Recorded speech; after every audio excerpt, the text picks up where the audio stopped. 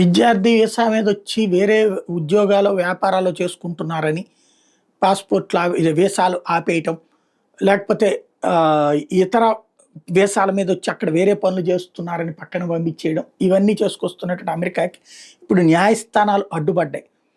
కొన్ని కొన్ని నేరాలు చేశారు కాబట్టి అని కూడా పంపించేసినటువంటి డిపోర్ట్ చేస్తున్నటువంటిది ఉంది.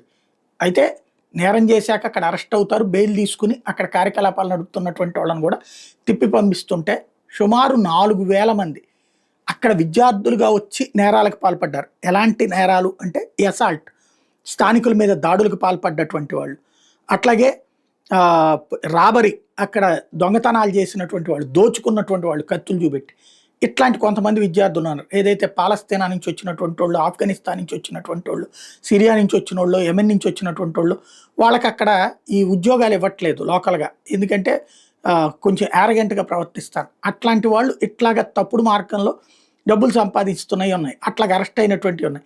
అట్లాంటి వాళ్ళని వీసాలు రిజెక్ట్ చేస్తే ఇప్పుడు కోర్టులు ఇచ్చిన ఆదేశాల మేరకు 4,000 వీసాలు మళ్ళీ పునరుద్ధరించాల్సి వచ్చింది ట్రంప్ ప్రభుత్వానికి.